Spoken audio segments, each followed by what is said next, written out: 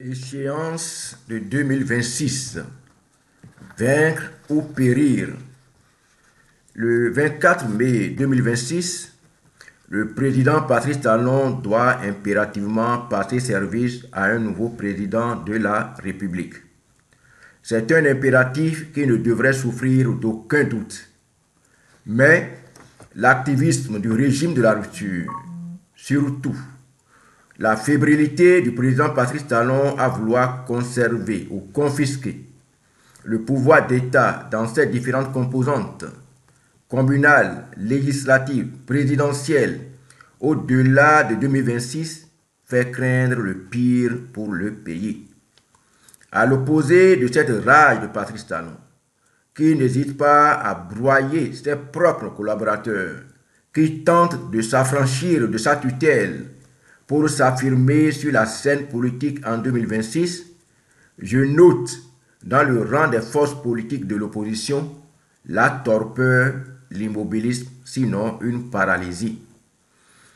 Conserver le pouvoir au-delà de 2026 est pour Patrice Talon et sa bande une contrainte de survie, une assurance vie au regard de l'ampleur des dégâts humains, sociaux, économiques, financiers et politiques qu'ils ont causés à la nation et qui ne manqueront pas de les rattraper une fois la carapace du pouvoir perdue.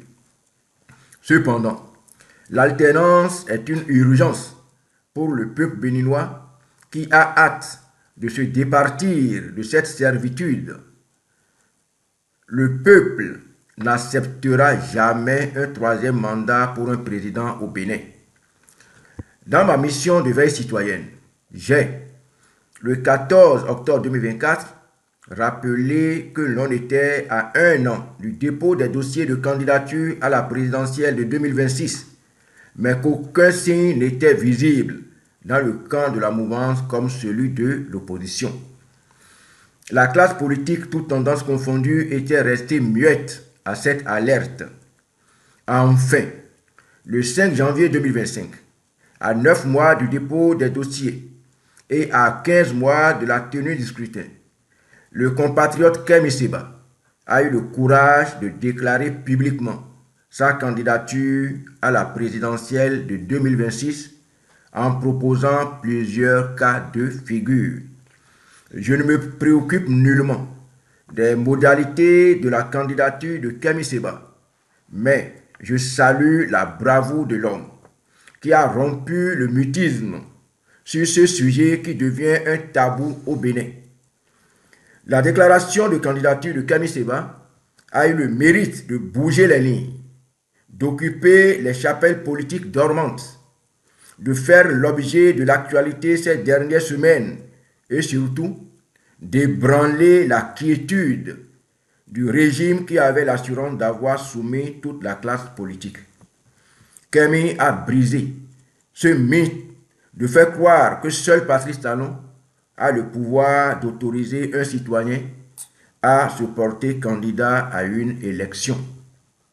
La magnitude de vibration de la candidature de Kemi a secoué la forteresse de Talon qui a dû recourir au Bokono pour faire dire à l'oracle phare de Vodun-Dei du 10 janvier 2025 par la bouche de David Kofi Aza dans l'émission version originale sur TVC du dimanche 12 janvier 2025 que le président Patrice Talon doit continuer à régner sur le Bénin au-delà de mai 2026, date qui marque la fin de son second mandat en violation de la Constitution, qu'il pourrait au besoin réviser pour servir ses causes, puisque personne d'autre que lui n'est en capacité de gouverner le Bénin. Quelle absurdité! Où êtes-vous, les autres prétendants au fauteuil présidentiel? Le peuple souhaite vous entendre avec vos projets de société et lui dire surtout comment les élections libres et transparentes sont-elles possibles avec le code électoral de 2024. Assise nationale Exigence nationale pour la paix.